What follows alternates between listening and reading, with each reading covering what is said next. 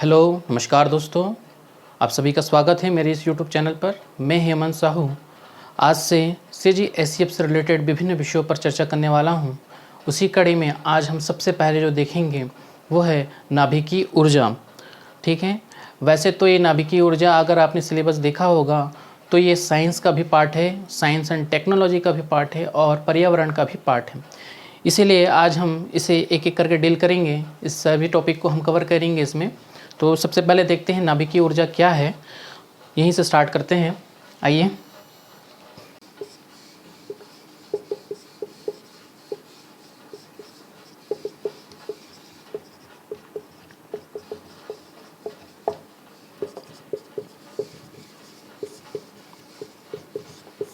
हम क्या बोलते हैं, नाभिक के द्रव्यमान में क्षति के परिणाम स्वरूप उत्पन्न ऊर्जा ही नाभिकीय ऊर्जा है। ठीक है, इसको समझने के लिए हम देखते हैं कि इसके स्रोत क्या हैं, तब हमको थोड़ी सी क्लैरिटी आएगी कि नाभिकीय ऊर्जा में जो हम बोल रहे हैं कि द्रव्यमान में क्षति हो रही है, ये किस तरह से हो रही है। तो इसके अगर स्रोत देखें, ठीक है, तो ये कौन सा है, एक होता है आपका नाभिकीय विखंडन और दूसरा होता है नाभिकीय संलयन प्रोसेस। ठीक है, इसी को हम किस नाम से जानते हैं, न्यूक्लियर फिजन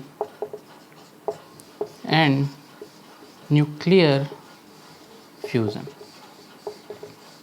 ठीक है, हमने क्या कहा, नाभिक के द्रव्यमान में क्षति के परिणाम स्वरूप उत्पन्न ऊर्जा है, उसके स्रोत हम देख रहे हैं, एक है नाभिकीय विखंडन प्रोसेस और एक है आपका नाभिकीय संलयन प्रोसेस।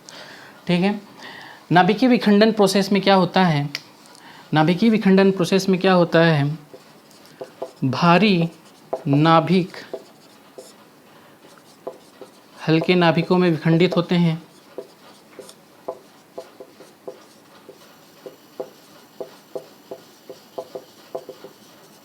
ठीक है, नाभिकीय विखंडन में क्या होगा, भारी नाभिक जो होते हैं वे हल्के नाभिकों में विखंडित होते हैं और इस विखंडन के परिणाम स्वरूप इनके द्रव्यमान में क्षति होती है।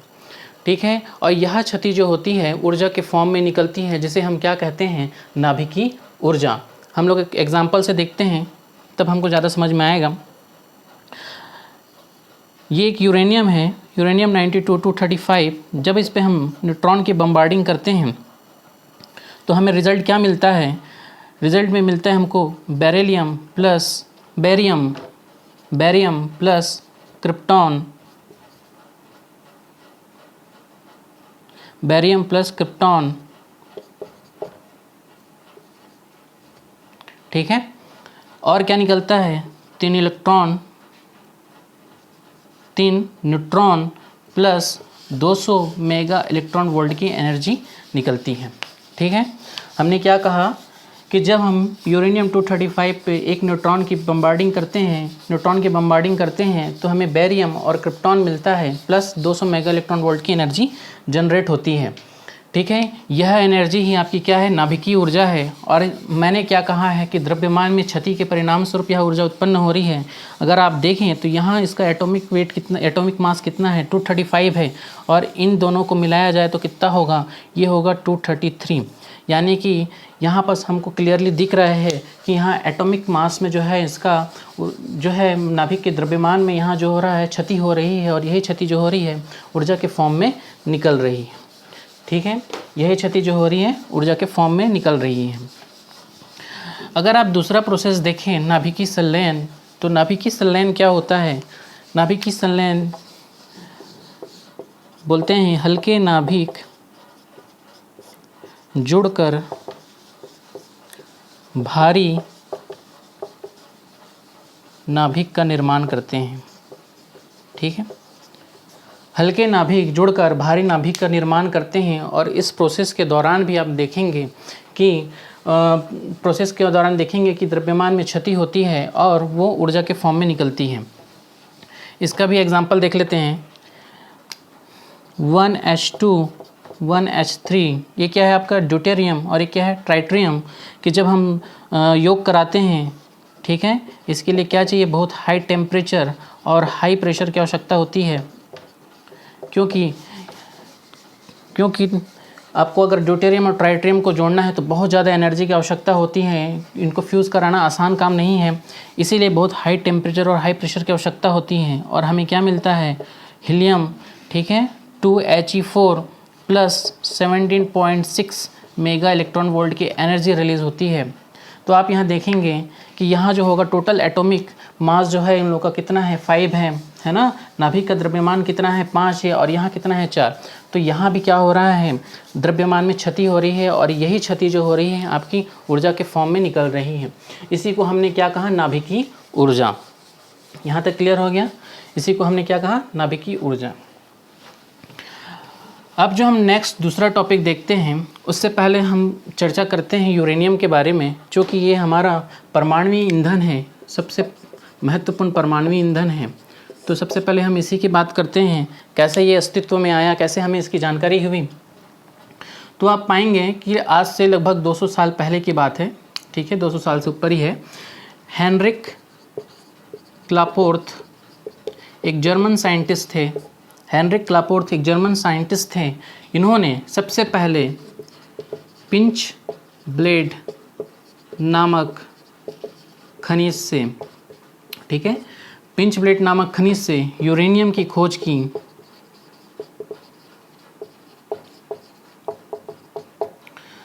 ठीक है, मैं क्या बात कर रहा हूँ, एक जर्मन साइंटिस्ट थे हेनरिक क्लापोर्थ, जिन्होंने पिंच ब्लेड नामक खनिज से यूरेनियम की खोज की। हमको पता है यूरेनियम का जो खनिज होता है या अयस्क होता है उसको हम किस नाम से जानते हैं, पिंच ब्लेड के नाम से।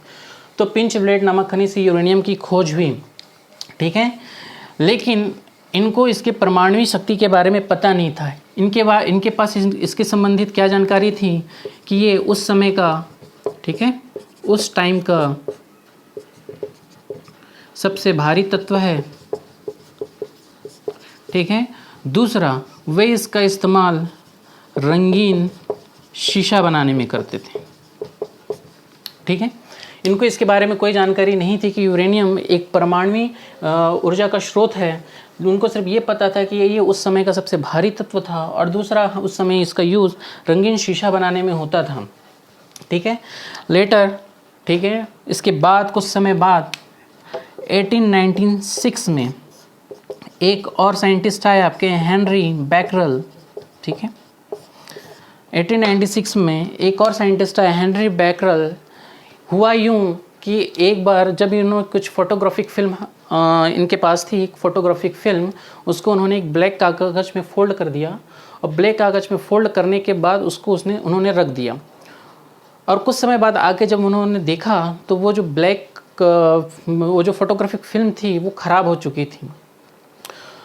और तब उन्होंने देखा कि जो फोटोग्राफी फिल्म जहां उन्होंने रखी थी उसके पास उन्होंने यूरेनियम रखा हुआ था। तो उन्होंने निष्कर्ष निकाला कि यूरेनियम से कुछ विकिरण उत्सर्जित हो रहे हैं जिसके कारण ये खराब हुआ होगा, ठीक है। यूरेनियम से कुछ विकिरण निकल रहा होगा तो जिसके कारण ये खराब हुआ होगा।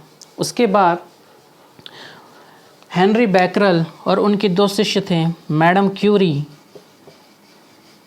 एंड पियरे क्यूरी, ठीक है। मैडम क्यूरी और पियरे क्यूरी, इनके मदद से इन्होंने बहुत से ऐसे तत्वों की खोज की जो रेडियो एक्टिविटी प्रदर्शित करते थे, ठीक है, जो क्या करते थे, रेडियो एक्टिविटी प्रदर्शित करते थे,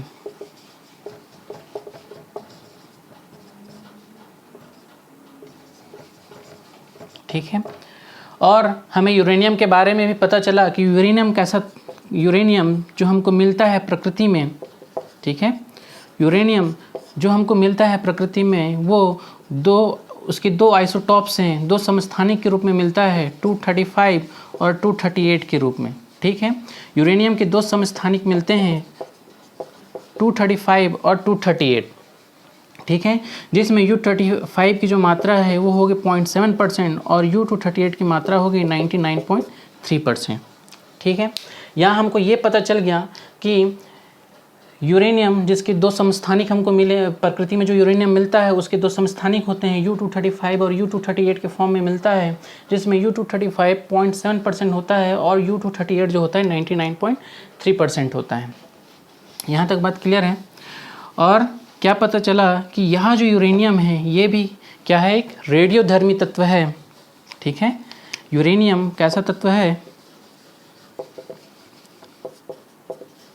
रेडियोधर्मी तत्व है। ठीक है,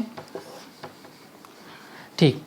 तो जो भी तत्व रेडियोधर्मी होगा उसका क्या होगा, क्षय होगा।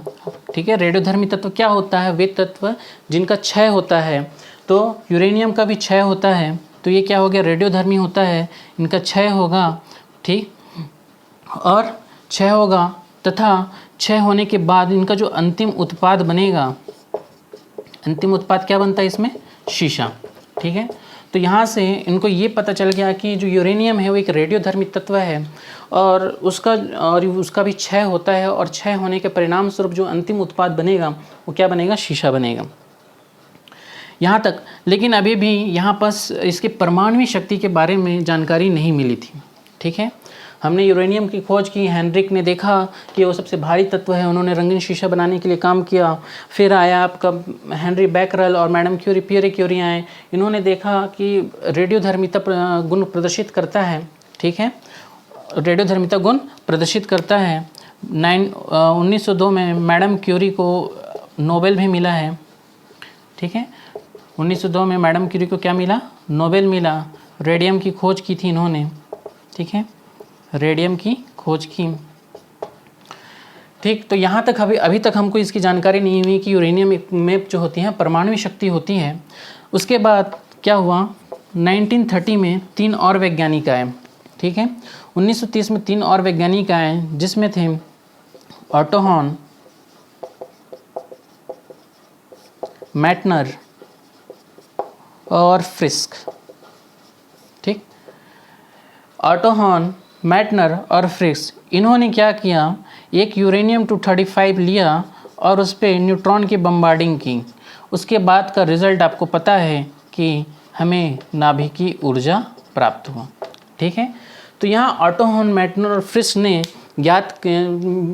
एक्सपेरिमेंट किया, और एक्सपेरिमेंट के परिणाम से उन्होंने U-235 पे जब न्यूट्रॉन की बम्बार्डिंग की तो उन्हें पता चला कि नाभिकीय जो यूरेनियम को जब हम न्यूट्रॉन की बम्बार्डिंग करते हैं तो हमको क्या मिलता है, नाभिकीय ऊर्जा। इस तरह से यूरेनियम के परमाणु गुण के बारे में हमें पता चला। ठीक है, यहाँ पर 2-3 शब्द आए हैं, एक तो है आपका रेडियोधर्मिता क्या है ऊपर, और एक है आपका आइसोटोप्स क्या है। तो हम लोग उसको देखते हैं क्या है। सबसे पहले हम देखते हैं आइसोटोप्स,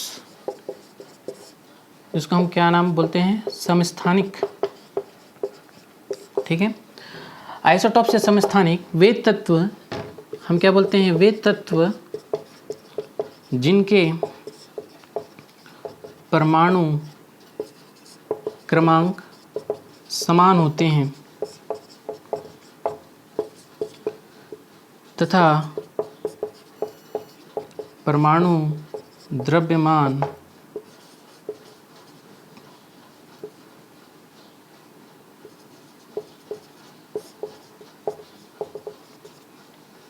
वे तत्व जिनके परमाणु क्रमांक समान होते हैं किंतु परमाणु द्रव्यमान भिन्न होते हैं। जैसे कि अभी आपने देखा यूरेनियम, जिसका परमाणु क्रमांक कितना है, 92 है, लेकिन यह 2 फॉर्म में मिलता है, 92 और 238। देखिए परमाणु क्रमांक सेम है लेकिन परमाणु द्रव्यमान इसका जो है भिन्न है।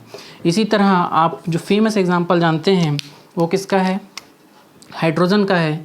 देखिए हाइड्रोजन किस फॉर्म में आता है, 1H1, 1H2, 1H3। ठीक है, जिसको हम किस नाम से जानते हैं, प्रोटेरियम, ड्यूटेरियम और ट्राइट्रियम। ठीक है, इसमें भी देखें तो क्या है, प्रोटॉन 1 है, इलेक्ट्रॉन 1 है, न्यूट्रॉन 0 है। यहाँ क्या होगा, proton 1, electron 1, neutron 1, proton 1, electron 1, neutron 2। ठीक, तो जो चेंजेस हो रही हैं यहाँ किस पे हो रही हैं, आपका न्यूट्रॉन पे। ठीक है, तो हमको यहाँ समझ में आया कि हम समस्थानिक किसको बोलते हैं, वे तत्व जिनके परमाणु क्रमांक तो समान होते हैं किंतु परमाणु द्रव्यमान भिन्न होते हैं। प्रोटेरियम, ड्यूटेरियम, ट्राइट्रियम। ठीक है, और ट्राइट्रियम जो होता है ये भी एक रेडियोधर्मी तत्व होता है, ये भी रेडियोधर्मिता प्रदर्शित करता है। ठीक है, ये भी रेडियोधर्मिता प्रदर्शित करता है। ठीक, तो इससे पहले हम रेडियोधर्मिता समझें उससे पहले एक टर्म और समझते हैं, वो है नाभिकीय बल।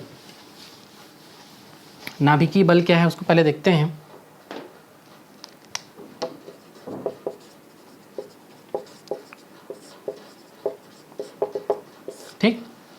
तो हम क्या बोलते हैं, वह बल जो नाभिक में उपस्थित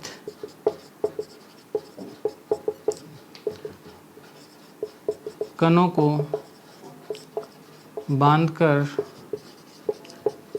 रखता है तथा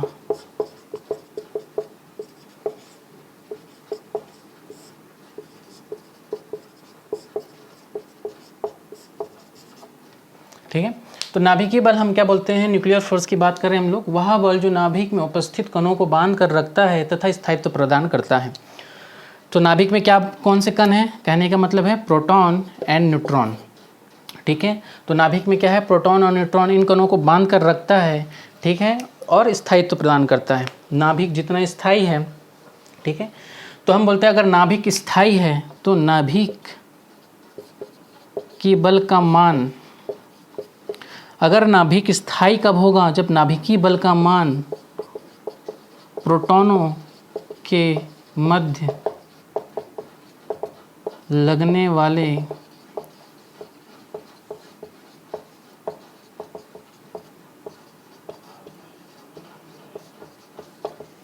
ठीक। देखिए यहाँ क्या हो रहा है, मैं बोला कि कोई परमाणु अगर स्थायी है तो हम क्या बोलेंगे, उसके नाभिकीय बल का मान उसके प्रोटॉनों के मध्य लगने वाले प्रतिकर्षण बल के मान से अधिक होगा। आप एक चीज़ समझिए कि जो न्यूट्रॉन, जो नाभिक होता है वहाँ प्रोटॉन होता है, बहुत से प्रोटॉन हैं, और प्रोटॉन क्या होता है, धन आवेशित प्रकृति का होता है। तो हम जानते हैं कि समान आवेशों में प्रतिकर्षण होता है। तो अगर प्रोटॉन हैं और वे प्रोटॉन हैं तो क्या करेंगे, एक दूसरे को रिपल करेंगे, प्रतिकर्षित करेंगे, और वे क्या करेंगे, नाभिक से बाहर जाने की कोशिश करेंगे। ठीक है, क्योंकि उनमें धनावेश है और समान आवेश है, तो समान आवेशों के कारण क्या होगा, प्रतिकर्षण बल होगा। प्रतिकर्षण के कारण वे नाभिक से बाहर जाने की कोशिश करेंगे। तो यहाँ कुछ तो फोर्स होगा जो उन कणों को बांध कर रखता है, तो वही होता है आपका नाभिकीय बल। जब भी नाभिकीय बल का मान इन प्रोटॉनों के मध्य लगने वाले प्रतिकर्षण बल के मान से अधिक होगा, नाभिक स्थायी रहेगा। ठीक है, मैं क्या बोला, नाभिक स्थायी रहेगा इस कंडीशन में। बट अगर ये क्या हो गया, आपका चेंज हो गया, ये इस तरह से हो गया, प्रोटॉनों के मध्य लगने वाले प्रतिकर्षण बल का मान अधिक हो गया, तो यह कैसा होगा, अस्थायी प्रकृति का होगा। ठीक है, और जो अस्थायी प्रकृति का होगा वही आपका रेडियोधर्मिता प्रदर्शित करेगा। ठीक, और जो अस्थायी प्रकृति का होगा वही रेडियोधर्मिता प्रदर्शित करेगा। तो यहाँ तक समझ में आया कि हमको दो बातें, कि एक तो वह बल जो नाभिक में उपस्थित कणों को बांध कर रखता है तथा स्थायित्व प्रदान करता है, वो नाभिकीय बल होगा। और जब भी नाभिकीय बल का मान प्रोटॉनों के मध्य लगने वाले प्रतिकर्षण बल के मान से अधिक होगा, नाभिक स्थायी होगा। पर अगर प्रोटॉनों के मध्य लगने वाले प्रतिकर्षण बल का मान नाभिक के बल के मान से अधिक होगा, तो वह तत्व अस्थायी हो जाएगा और वो रेडियोधर्मी प्रकृति का होगा। ठीक है, वह रेडियोधर्मी प्रकृति का होगा।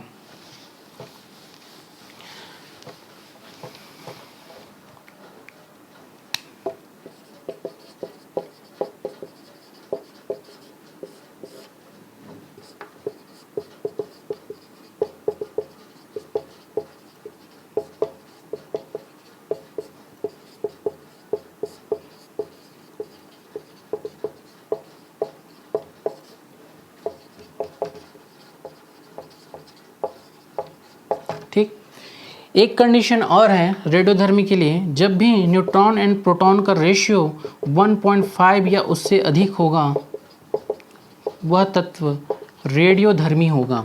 ठीक है, वह तत्व रेडियोधर्मी होगा। इससे पहले मैंने जब बताया था कि 1H3 है ना, 1H3, जब मैंने क्या बताया था ट्राइट्रियम के बारे में, मैंने क्या बताया था कि ये रेडियोधर्मी प्रकृति का होता है। तो देखिए यहाँ प्रोटॉन कितना है, 1 है, और न्यूट्रॉन कितना है, 2 है। तो n/p का जो मान है वो 2 है, 1.5 से अधिक है, इसलिए जो हमारा ट्राइट्रियम होता है वो रेडियोधर्मी प्रकृति का होता है। ठीक है, अगर आप पीरियोडिक टेबल पे जाएं, है ना, अगर हम पीरियोडिक टेबल पे देखें तो परमाणु क्रमांक 82 से ऊपर परमाणु क्रमांक 82 से ऊपर के जितने भी तत्व हैं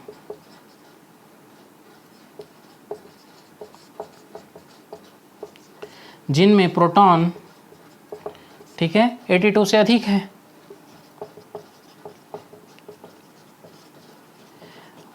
वे सभी कैसे हैं? रेडियोधर्मी हैं। क्यों? क्योंकि वहाँ पर जो N और P का मान है 1.5 से अधिक है। ठीक, तो अगर आप पीरियोडिक टेबल पे देखें तो परमाणु क्रमांक 82 से ऊपर जैसे ही जाते हैं, वहाँ जितने भी तत्व हैं, ठीक है, जिनमें प्रोटॉनों की संख्या 82 से ऊपर है, वे सभी क्या है? रेडियोधर्मी तत्व है। क्योंकि वहाँ पर जो है आपका N और P का जो रेशियो है वो 1.5 से अधिक है। ठीक है, N और P का जो रेशियो है वो 1.5 से अधिक होता है, तो वे सभी कैसे होते हैं? रेडियोधर्मी होते हैं। यहाँ तक बात क्लियर हो गया। अब देखिए ये जो रेडियोधर्मी तत्व हैं, ये जो रेडियोधर्मी तत्व हैं अस्थायी प्रकृति के हैं। ठीक है, रेडियोधर्मी तत्व जो कि कैसे हैं? अस्थायी प्रकृति के हैं। ठीक, तो ये जो रेडियोधर्मी तत्व हैं जो अस्थायी प्रकृति के हैं, जाहिर से बात है कि ये स्थायित्व प्राप्त करने की कोशिश करेंगे। ठीक है, जो रेडियोधर्मी तत्व हैं जो अस्थायी प्रकृति के हैं, ये क्या करेंगे? स्थायित्व प्राप्त करने की कोशिश करेंगे। और ये जब स्थायित्व प्राप्त करने की कोशिश करते हैं तब ये अल्फ़ा, बीटा और गामा रेस उत्सर्जित करते हैं।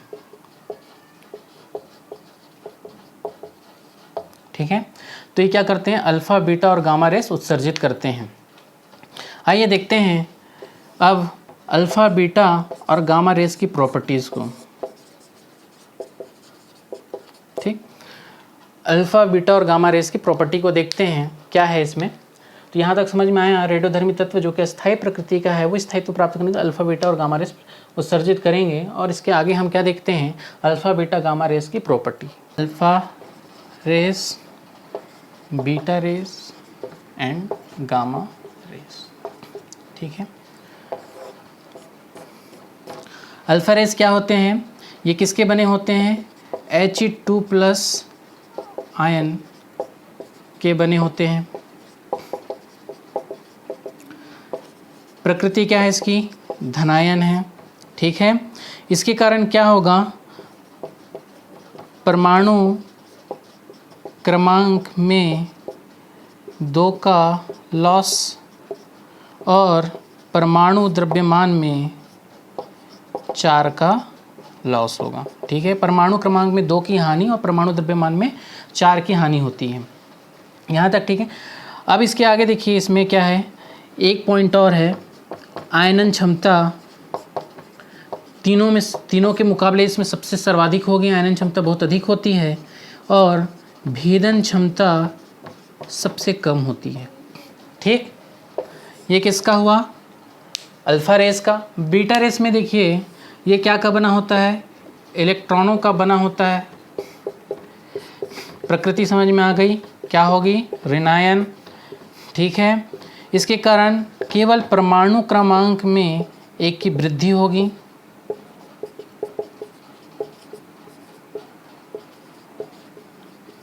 और द्रव्यमान में कोई परिवर्तन नहीं होता।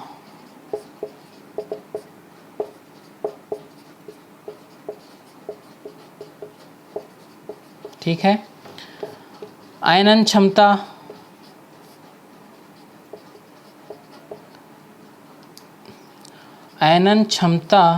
एवं भेदन क्षमता। आयनन क्षमता और भेदन क्षमता जो होगी वो अल्फ़ा और गामा रेस के मध्य में होगी। ऑलरेडी मध्य में है तो यहाँ आयनन क्षमता और भेदन क्षमता दोनों के बीच में ही होगी। ये किसकी बनी होती है? फोटॉन की। ठीक है, ये बनी होती है फोटॉन की। प्रकृति कैसी होगी? न्यूट्रल, है ना, कोई आवेश नहीं होता इस पर, ये न्यूट्रल प्रकृति की होती है। ठीक है, इसमें न परमाणु क्रमांक में कोई चेंजेस होता है, न द्रव्यमान में कोई चेंज होता है। नो चेंजेस इन परमाणु क्रमांक एंड परमाणु द्रव्यमान। परमाणु क्रमांक और परमाणु द्रव्यमान में इसके कारण कोई परिवर्तन नहीं होता है। ठीक है, भेदन क्षमता इसकी सर्वाधिक होती है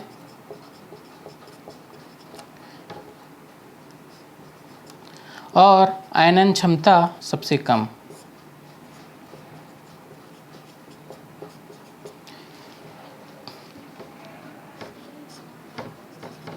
ठीक है, तो अल्फा रेस He2+ आयन का बना होता है, धनायन होता है, परमाणु क्रमांक में 2 का लॉस होगा और द्रव्यमान में 4 का लॉस होता है। आयनन क्षमता अधिक होती है, भेदन क्षमता इन तीनों में सबसे कम होती है। बीटा रेस की बात करें, इलेक्ट्रॉनों का बना है, ऋणायन प्रकृति का होता है, परमाणु क्रमांक में 1 की वृद्धि होगी और द्रव्यमान में कोई परिवर्तन नहीं होता। आयनन क्षमता और भेदन क्षमता जो होती है अल्फा और गामा रेस के मध्य में होती है। अल्फा रेस जो कि फोटोन की बनी होती है, हल्का Bc का बना हुआ है, न्यूट्रल होता है, नो चेंजेस इन परमाणु क्रमांक इन परमाणु द्रव्यमान, भेदन क्षमता सर्वाधिक होती है और आयनन क्षमता सबसे कम होती है। यहाँ तक क्लियर हो गया। देखिए, अब रेडियोधर्मिता के बारे में हम समझ गए कि जब ये क्या करेगा, अस्थायी प्रकृति का होता है तो ये उत्सर्जित करता है रेस को और स्थायित्व प्राप्त करने की कोशिश करता है। अब इसके बाद जो हमको पढ़ना है एक्चुअल में, वो क्या पढ़ना है, नाभिकीय विखंडन और नाभिकीय संलयन का प्रोसेस पढ़ना है। ठीक है, क्योंकि हमने अभी तक उसको बहुत ही छोटे मतलब उसको ब्रीफ में देखा था, अब उसको थोड़ा सा इन लार्ज में देखते हैं कि क्या है ये।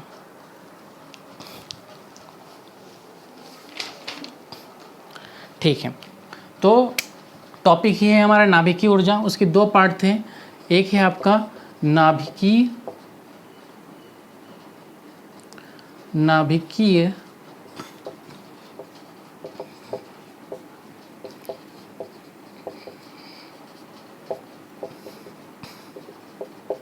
फिजन। ठीक है, नाभिकीय विखंडन, न्यूक्लियर फिजन। इसको भी हम 2 भागों में कैटेगराइज किए हैं, अनियंत्रित नाभिकीय विखंडन और नियंत्रित। ठीक है, नियंत्रित नाभिकीय विखंडन। ठीक, इसकी खोज यानी कि इसको खोज की थी बोलेंगे तो हॉर्न एंड स्ट्रॉसमैन ने, मतलब इस टेक्निक को डेवलप किया था हॉर्न एंड स्ट्रॉसमैन ने। उन्होंने ही सबसे पहले नाभिकीय विखंडन के प्रोसेस को समझा। ठीक है, तो अब ये देखिए इसमें क्या हो रहा है, अनियंत्रित अभिक्रिया में जिसमें हम बोल रहे हैं विखंडन अभिक्रिया है और संलयन, अनियंत्रित विखंडन अभिक्रिया है और नियंत्रित विखंडन अभिक्रिया है। ठीक है, जब नाभिकीय विखंडन की बात कर रहे हैं हम लोग तो क्या होता है, भारी नाभिक का हल्की नाभिक में टूटना, हम बोलते हैं नाभिकीय विखंडन क्या है, भारी नाभिक का हल्के नाभिक में टूटना और द्रव्यमान में क्षति के परिणाम स्वरूप ऊर्जा मुक्त करना। ठीक है, भारी नाभिक का हल्के नाभिक में टूटना और परिणाम स्वरूप ऊर्जा मुक्त करना, यही हमने पढ़ा है। न्यूट्रॉन की बम्बार्डिंग किए, है ना, और क्या हुआ यहाँ पास क्या हो रहा है, एक तो एक बेरिलियम, क्रिप्टॉन, 3 न्यूट्रॉन और 200 mega electron volt energy release होता है, यही होता है। ठीक है, 56, 36 कर लो, 141 और 92, ये हमारा नाभिकीय विखंडन प्रोसेस है। ठीक, अब इसी में देखते हैं हम लोग क्या नियंत्रित और अनियंत्रित और नियंत्रित अभिक्रिया को देखते हैं कि किस तरह से ये काम कर रहा है। सबसे पहले बात करते हैं अनियंत्रित की, है ना, अनियंत्रित की बात कर रहे हैं हम लोग, अनियंत्रित नाभिकीय विखंडन। देखिए, जब प्रोसेस अनकंट्रोल्ड है, हम उसको कंट्रोल नहीं कर पा रहे हैं और एक बार प्रोसेस चालू होता है तो वो तब तक चलता रहता है जब तक कि उसके पास विखंडित पदार्थ है। विखंडित पदार्थ कहने का मतलब यूरेनियम है। ठीक है, कोई प्रोसेस अगर हम बोल रहे हैं कि अनियंत्रित है, अनियंत्रित कहने का मतलब है कि वो प्रोसेस कंटिन्यूसली रनिंग पे है और वो तब तक चलता रहेगा जब तक कि उसके पास विखंडित पदार्थ है, यानी कि यूरेनियम प्रेजेंट है। ये जो अनियंत्रित अभिक्रिया होती है इसको हम लोग पहले देखते हैं किस तरह से होता है। ये लीजिए, यूरेनियम न्यूट्रॉन आके टकराया, फिर बेरिलियम, क्रिप्टॉन और ये टूट गया न्यूट्रॉन में, 3 न्यूट्रॉन उत्सर्जित कर रहा है। ठीक है, फिर ये क्या करेगा, फिर यूरेनियम से टकराएगा, फिर क्या होगा, फिर 3 निकलेगा यहाँ से न्यूट्रॉन इस तरह से, और बेरिलियम क्रिप्टॉन इस तरह से चलेगा। ठीक है, ये प्रोसेस क्या हो रहा है देखते जाइए। यहाँ क्या हो रहा है, जियोमेट्रिक प्रोग्रेशन हो रहा है। कहने का मतलब ये है कि जब हमने 1 न्यूट्रॉन से यूरेनियम टकराया तो वहाँ से 3 न्यूट्रॉन निकले, फिर 3 टकराएगा तो 9, 9 टकराएगा तो 27, 27 टकराएगा तो 81। तो इस तरह से क्या हो रहा है, जियोमेट्रिक प्रोग्रेशन में आगे बढ़ रहा है। ठीक है, जियोमेट्रिक प्रोग्रेशन में आगे बढ़ रहा है, और ये तब तक चलता रहेगा जब तक कि क्या होगा, आपका विखंडित मटेरियल समाप्त ना हो जाए, या हम बोल सकते हैं क्या, उसकी भी एक क्रिटिकल स्थिति होती है। उसका क्या होता है, क्रिटिकल मास होता है, और क्रिटिकल क्या होगा, क्रिटिकल मास होता है और एक क्रिटिकल साइज होता है, जहाँ तक क्या हो सकता है, आपका न्यूट्रॉन टकराएगा तो वो क्या करेगा, एनर्जी रिलीज़ करेगा। जैसे ही वो क्रिटिकल मास और क्रिटिकल साइज से कम हो जाएगा विखंडित मटेरियल, तो वो क्या होगा, अब प्रोसेस जो होगा रन नहीं कर पाएगा और बंद हो जाएगा। कहने का मतलब ये है हमारा सिंपल सा कि क्रिटिकल मास और क्रिटिकल साइज लास्ट स्टेज होता है, इसके बाद उससे छोटा हो गया तो हमारा प्रोसेस ख़त्म हो जाएगा, आगे नहीं बढ़ेगा। तो ये हमारा कंटिन्यूस प्रोसेस में है। तो इसका एग्जांपल क्या है, एग्जांपल है आपका सिंपल परमाणु बम, या अनियंत्रित अभिक्रिया पे बेस्ड होती है। ठीक है, अनियंत्रित अभिक्रिया पे बेस्ड होती है। अनियंत्रित अभिक्रिया, विखंडन अभिक्रिया जो होती है बहुत फास्ट प्रोसेस है और कम टाइम टेकिंग प्रोसेस है, लेस टाइम लेता है ये। ठीक है, अनियंत्रित अभिक्रिया कैसी प्रोसेस है, फास्ट प्रोसेस है और लेस टाइम टेकिंग प्रोसेस है। अब इसके बाद देखते हैं हम लोग कौन सा नियंत्रित को देख लेते हैं। नियंत्रित क्या बोलता है, नियंत्रित बोलता है कि हम लोग यहाँ क्या कर रहे हैं, आर्टिफिशियल अरेंजमेंट करते हैं, और आर्टिफिशियल अरेंजमेंट के तहत हम क्या कर रहे हैं, यहाँ पर कंट्रोल रॉड लगाते हैं, मॉडरेटर यूज़ करते हैं, कंट्रोल रॉड और मॉडरेटर यूज़ करते हैं ताकि हम अभिक्रिया की दर को नियंत्रित कर सकें और इसको एक यूज़फुल फॉर्म में ला सकें, और उससे प्राप्त जो एनर्जी है उससे हम क्या कर सकें, अपने रचनात्मक कार्यों में यूज़ कर सकें। ठीक है, क्या कर रहे हैं यहाँ, कंट्रोल्ड रॉड नियंत्रक छड़, जो कि किसकी बनी होगी, कैडमियम और बोरॉन की बनी होती है। ठीक है, और क्या यूज़ करते हैं, मॉडरेटर यूज़ करते हैं। मॉडरेटर मंदक, इसको हम क्या किस नाम से जानते हैं, मंदक। ठीक है, भारी जल यूज़ करते हैं, D2O हेवी वाटर। ठीक है, हेवी वाटर यूज़ कर रहे हैं। तो कंट्रोल रॉड क्या काम करता है, ऐसे तो हम अभी न्यूक्लियर रिएक्टर आगे पढ़ेंगे तो उसमें हम थोड़ा इसको और अच्छे से पढ़ेंगे, लेकिन मैं बता दूं कि कंट्रोल रॉड जो होता है, नियंत्रक छड़ क्या करेगा, हम देखें कि प्रोसेस में जब 1 न्यूट्रॉन टकरा रहा है तो साथ में 3 न्यूट्रॉन भी निकलते हैं। तो ये क्या करेगा, कंट्रोल रॉड इस 3 में से 2 को एब्जॉर्ब कर लेगा, जिससे अब अभिक्रिया करने के लिए केवल 1 न्यूट्रॉन बचेगा। तो इस तरह से क्या कर रहा है, अभिक्रिया की दर को स्लो कर रहा है, और न्यूट्रॉन अब जो होगा केवल एक ही जाकर टकराएगा, तो हमारा ये प्रोसेस लंबा चलेगा। दूसरा, मंदक, अब क्या कर रहे हैं, साथ में न्यूट्रॉन की गति को भी मंदक क्या काम करेगा, मंद करने का काम करेगा। तो ये न्यूट्रॉन की गति को मंद कर देता है, जिससे प्रोसेस थोड़ा इनलार्ज होगा। इसलिए हम क्या बोलते हैं कि जो नियंत्रित चीन अभिक्रिया होती है, ये हमारा लॉन्ग टर्म प्रोसेस होता है, वो स्लो प्रोसेस है, लंबा चलेगा, और हमको लगातार एनर्जी क्या चाहिए, एनर्जी का हमको लगातार एनर्जी चाहिए, तो हम क्या करेंगे, उसको इस तरह से कंट्रोल करेंगे। इस पे कौन सा बेस्ड है हमारा, इसका एग्जांपल अगर आप देखो तो इसका एग्जांपल है आपका न्यूक्लियर रिएक्टर। ठीक है, न्यूक्लियर रिएक्टर। तो यहाँ तक क्लियर है कि हमने क्या कहा कि 2 प्रोसेस है, अनियंत्रित नाभिकीय विखंडन और नियंत्रित। नियंत्रित के लिए हमने क्या किया, कंट्रोल रॉड लगा दिया और मॉडरेटर यूज़ कर दिया।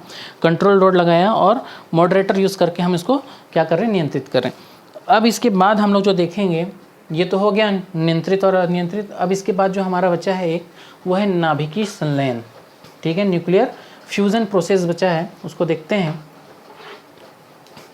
न्यूक्लियर फ्यूज़न में क्या हो रहा है,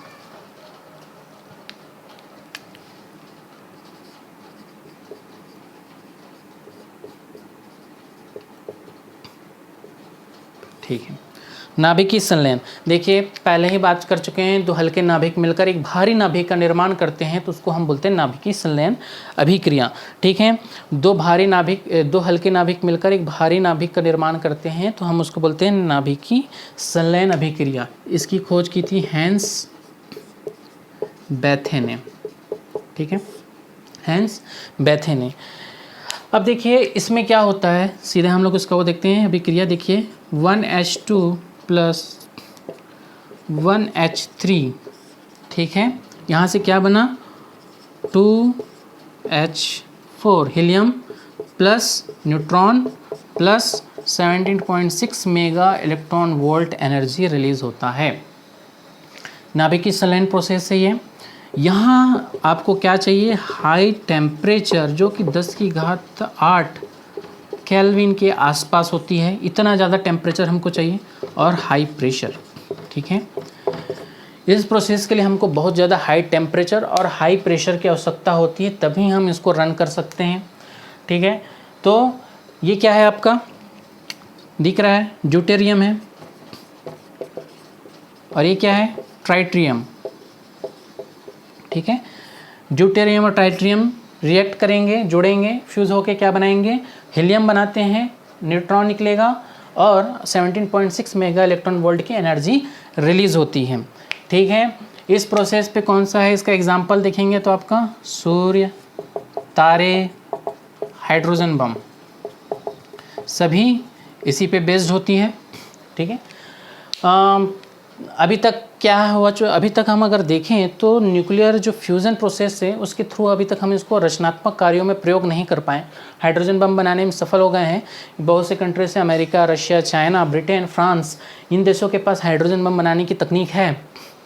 भारत के पास भी है, हम ऐसा बोलते हैं क्योंकि हमारा जो 1998 में प्रथम परमाणु परीक्षण हुआ था उसका जो पहला ही हमने वहाँ टोटल 5 विस्फोट किए थे, उसमें जो हमने पहला विस्फोट किया था वो नाभिकीय संलयन प्रोसेस पे आधारित था।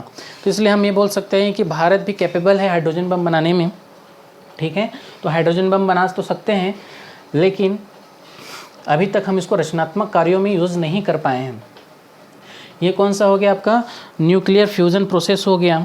अगर हम बोलें कि सिंपल तुलना करें तो विखंडन प्रोसेस और संलयन प्रोसेस की, तो आप पाएंगे कि जो संलयन प्रोसेस है वहाँ से आप बहुत ज़्यादा ऊर्जा मुक्त कर सकते हैं, मतलब उसकी कैपेबिलिटी ज़्यादा है संलयन प्रोसेस की। एज़ वेल एज़ वहाँ जो एनर्जी रिलीज़ हो, वहाँ से हमको वहाँ जो एनर्जी रिलीज़ हो रही है उसमें किसी भी तरह का रेडियो एक्टिव पदार्थ नहीं मौजूद होता। किसमें, संलयन प्रोसेस में रेडियो एक्टिव तत्व नहीं मौजूद होता, यानी कि हमको स्वच्छ ईंधन प्राप्त हो रहा है। साथ ही अब जब रेडियो एक्टिव तत्व ही नहीं है तो हमें रेडियो एक्टिव कचरे के निपटारा करने की समस्या भी नहीं रहती है। लेकिन विखंडन प्रोसेस में होता है कि वहाँ बहुत ज़्यादा रेडियो एक्टिव तत्व निकलते हैं और उनका क्या बोलते हैं प्रबंधन करना और उनका निस्तारीकरण करना आसान काम नहीं है, बहुत डिफ़िकल्ट प्रोसेस है।